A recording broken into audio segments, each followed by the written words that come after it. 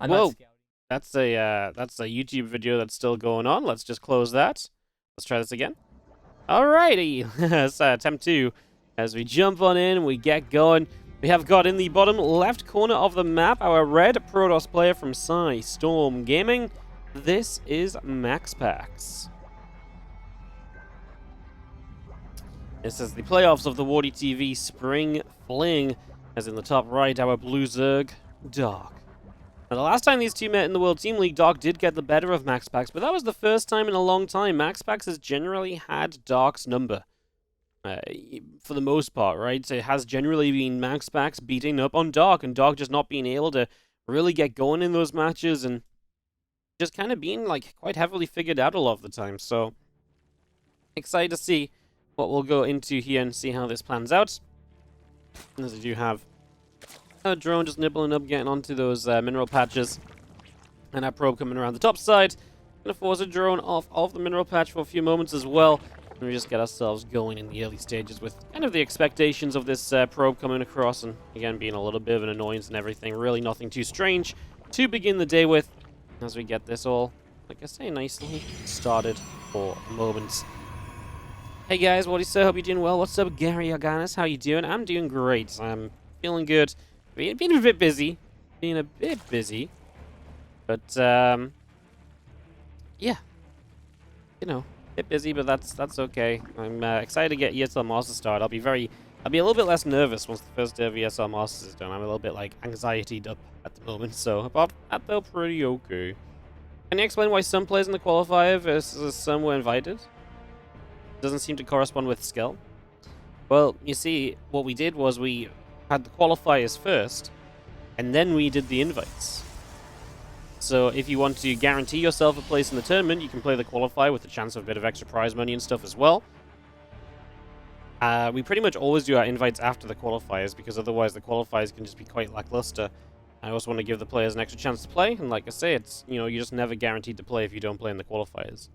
The cool thing about playing the qualifiers is even if you don't qualify, there's a pretty good chance that I just sort of like invite you anyway if you played and had a decent run but didn't quite qualify. So yeah, it's just built around that kind of idea.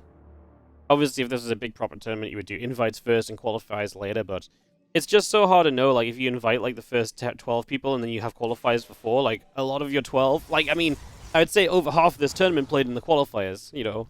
So that's kind of a bit awkward, right? If suddenly, like, my qualifiers are going to be empty. I mean, great chance for others to qualify, I guess. But I guess what I'm saying is this almost guarantees the highest quality of overall set of players. And it's just because some players are quite unreliable playing qualifiers and stuff, etc., etc. So I just always found it was better to do it this way around. 2 Adepts coming up. Let's get this game started. It's a Twilight opening from MaxPax. Going to go with the Adepts and the Glaives to begin with.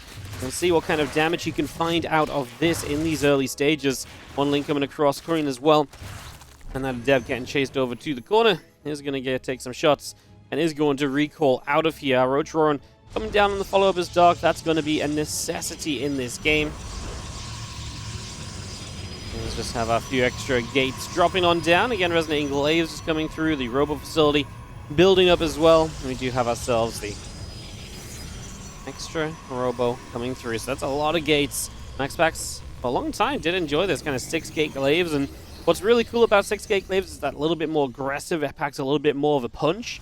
It just really it just does a lot, and what's really terrifying with 6 gates of Glaives is the ability to say, right, let's just go and, you know, pull off of, the main army with the Prism, and boom, 6 Adepts in the main base is a really terrifying force to deal with as well. So that's something else that you've got to kind of consider in amongst all of this, as we do see a few Adepts. They'll continue to work their way over the right side. Overlord still chilling over on the left side. And again, just waiting for that Glaives to finish up and Prism to get going and to bring this all across the map. Dark's preparation so far, few Lings, a couple of Roaches. Obviously would like to make sure he just has enough of each of those.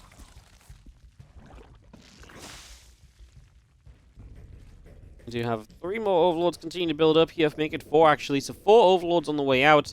Continue to get the numbers going. Obviously, we really want to make sure that supply is free, so you can just go full, all-out production with units to deal with these Adepts. First round of Adepts already pressing forward, the Prism coming up behind to get those Warpians ready.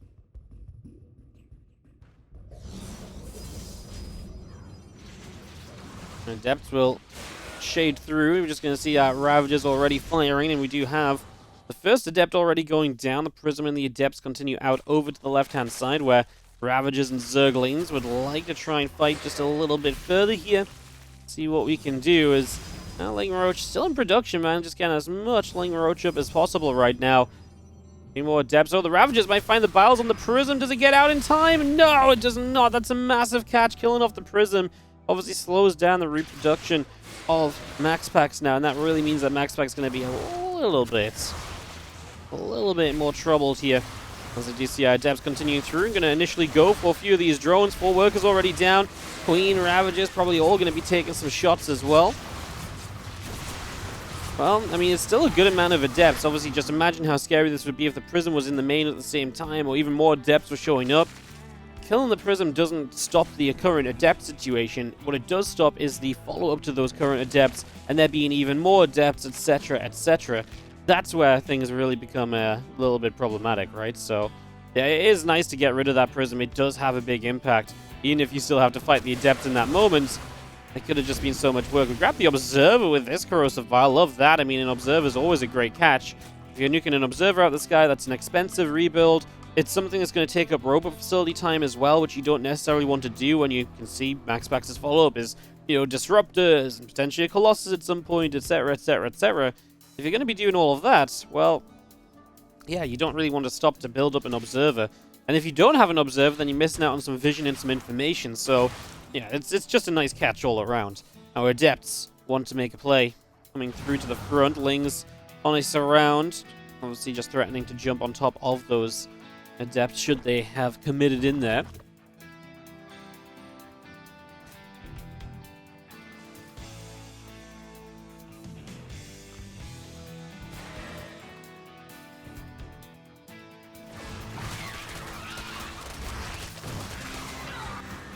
Adept taking a little bit more damage.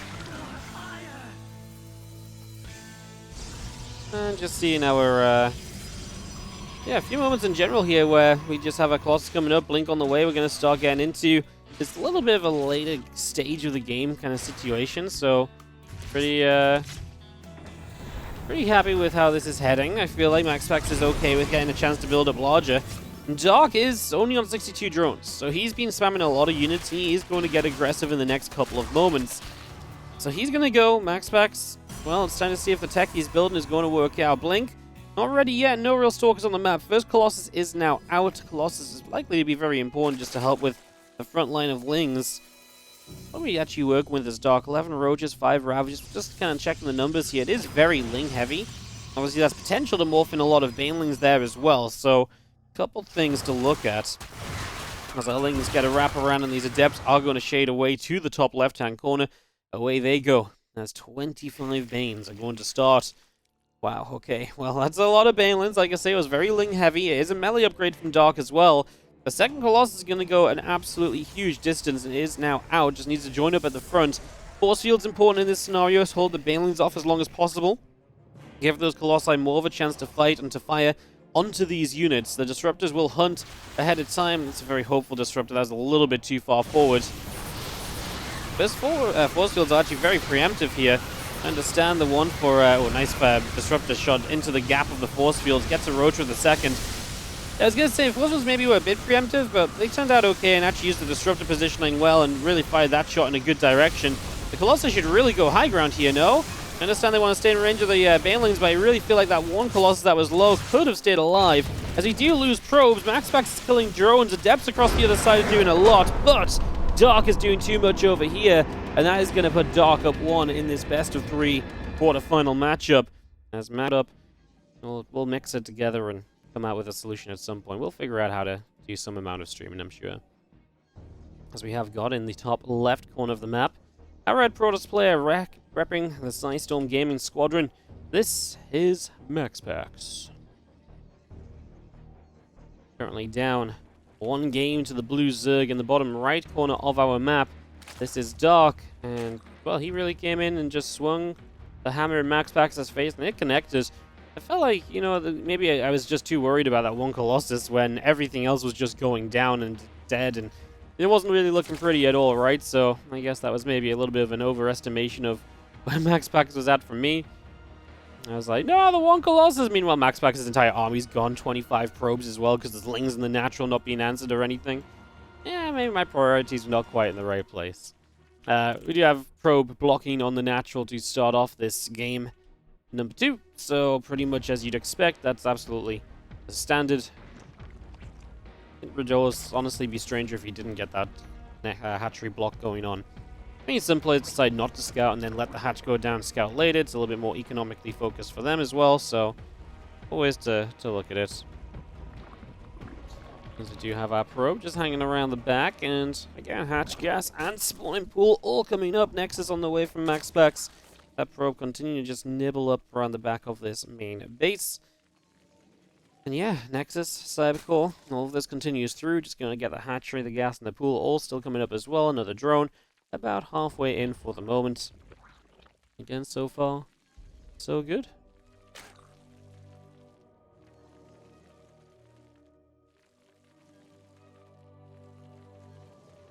Probe just going to keep on being annoying. I think that's pretty much all that's going on in this early stage until the tech structures come down and everything. There's not really much else for us to see here, so take a few moments of just waiting.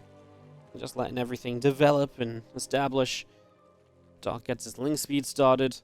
Obviously, we've been seeing him play a pretty solid opening. In that last game, again, good defense against the Adepts at first. Really getting the Prism was a good part of slowing MaxPax down. I really will not hold that defense to kind of being the result of the game, though. I still feel like MaxPax did okay and did alright, but definitely did slow MaxPax from having some of the options he would have been looking for.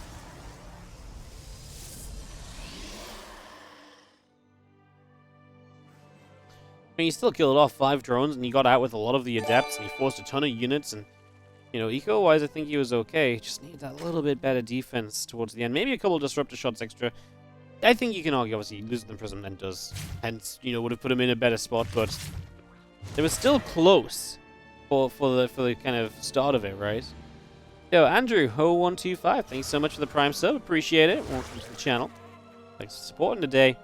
As we do have our robotics facility continuing now, a couple of probes, warp gate all coming in as well. You guys do sub. You guys will get access to our replay packs, by the way. This set of games will be will be going up on the subscriber channel probably sometime this week when I'm maybe a little bit less stressed about ESL Masters. We'll have a new replay pack, including these matches on the Discord channel if you are a subscriber, so check that out. You make the most of your replays. You guys deserve them. Dark Shrine, obviously big mix-up from MaxPax off the Twilight. Go into the DT opening, which obviously leads you typically into that Archon drop opening, which just gives us a lot to talk about in general. So we'll see where we go with all of this. The Prism on the way through is coming up to being about halfway done. Dark Shrine is still continuing in. A couple of extra gateways are coming out. The Rotoran is already producing on the side of Dark. And the few extra drones also being brought into play just for the moment. Obviously, detection is the name of the game in this one, though, and we do not currently have spore crawlers available. Now, there is a bit of timing to get spore crawlers out still. We start our first one now. Positioning of these initial spores will be important. Spore 1 on the front of the natural. Spore 2 should be on the 3rd base, right? Where is it? There it is. It is on there. I was clicking it. I'm like, why is my camera not going there? But it was just on the bottom side of the screen, so it wasn't going to jump to it. That is why. As a few Adepts will shade forward, DTs will walk on by as well.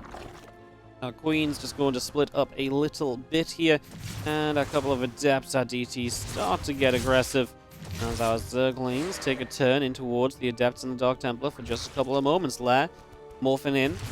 Obviously, mobile detection. The Overseers will be useful continuing on in this game, considering you are going to be playing against DTs for a pretty considerable amount of time at this stage. I'm just going to see how Ling is showing up. Going to get the Adepts and just going to push this back. How did Dark know to stop running this early? I think you've seen no Stargate unit, right? You've had a look at the front. You've seen the gases. You've seen the Adept production. But in general, just Zergs at this point in time are very good at figuring out whether it's Stargate versus, Twilight and so on. I think just like a knock-on effect of a few different things, because you also will have seen the Warp Gate starting early on the Cybercore, never being cancelled, so just those kind of few different things that really add up in terms of information. I mean, it's very consistent players. It's very rare, I'd say, nowadays that players are caught off guard from... You know, sometimes they're caught off guard by the fact it's Adepts or Dark Templar, but they know at least it's a Twilight and not a Stargate kind of based opening, right? So, I guess that's the level we're just kind of at nowadays when it comes to picking apart players and analyzing builds and all that kind of stuff. It's very cool. Honestly, I almost just take it for granted. I'm like, oh, it's Adepts. Of course, Dark's gonna know it's Adepts, right? Like, duh. Well, why wouldn't Dark know? It's just all those little pieces of information you gather and put together throughout the game. Archon's going to keep the Roaches a little bit busy. The Archons in this game will act as this kind of harassment, this squad that stays on the map, stays very active, up in the face of the Zerg player. As you go toward this hatch, looking to grab that. It's getting low. And we are going to get the cancel, so the hatchery will get cancelled up. And the Prism just escaping back up that right side for a couple moments as well. Plus one attack upgrade on the Forge. Roaches, Lings, all producing melee upgrade, Roach speed. All of that still being brought out as our Lings continue on in. Hatchery goes down over on the far right as well, and just getting ourselves up to 4th base. Dark still only 55 drones though. As MaxPax starts to be aggressive, he's going to have to be very careful of the counter offense. Dark is going to have a lot of units here. And yeah, if MaxPax isn't careful and he loses too much, he could end up in trouble. As he moves backwards, the flank comes in. The Archon's going to be dropped off by the Prism, but then we already abandoned one of the Archons too far back. MaxPax being forced to run so heavily that Dark gets a very good trade. And now MaxPax trying to recall away. He just walked right into this. He let Dark surround him. He just wasn't ready for the fact that Dark was going to have so many units. Like I say, Dark Curtain on this earlier worker count allows him to catch MaxPax that little bit off guard, and now you can kind of see it. Just these units are not doing much at all, and Dark really rampaging through, looking a lot better in this series against MaxPax than we've seen Dark look against MaxPax in, well, I would say is, you know, a pretty long time, right? Just seeing our Roaches just spreading out here. I'm not sure if you can really hold on. Super Battery's about to fade, and the Roaches are still full force up in your face. There goes the Archon as well. A few more Ravagers morphing. Stalkers blink over the side, and like I say, it's just kind of cool to see Dark bouncing back against MaxPax. And I know that sounds weird. Dark's usually a favor, and does Dark ever really bounce back? Well, in this case, yes, because this is now 2 series in a row where he's looked very good against MaxPax. And I wonder if something's just kind of clicked. If he's just sort of figured out what he needs to do differently, the little changes he needs to make, the weaknesses in MaxPax's builds. Because MaxPax really did have his number a lot earlier this year. So, yeah, like I say, Dark bouncing back strongly. MaxPax currently flowing a ton of money. His 3rd Nexus is very likely to go down. That's nigh on impossible to save, as Probes are accidentally long-distance mining still, and Nelly going back into that base, which would have obviously resulted in them taking a pretty quick trip to the afterlife.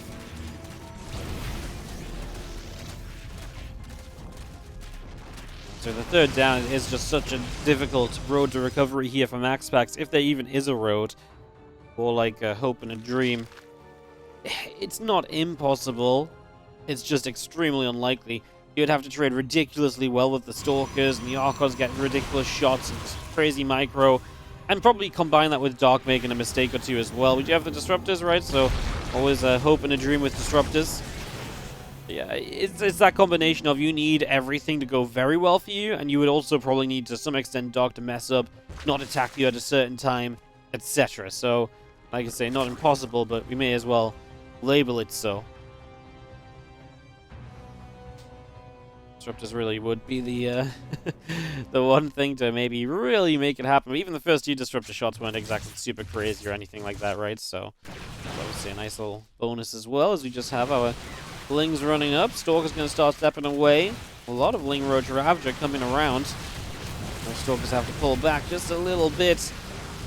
Ling's want to continue through because of Vile at the front here. These Stalkers still taking some shots. Overseers taking some hits as well.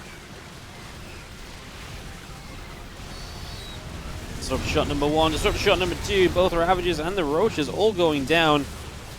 It does feel as though Dark is going to have a a game 2 victory, and that is, of course, him through to the semi-finals today, where he'll be playing against Solo or Halston. Matchup ZvP also coming up. That's going to be our next best of 3 on the table today for us to sink our teeth into.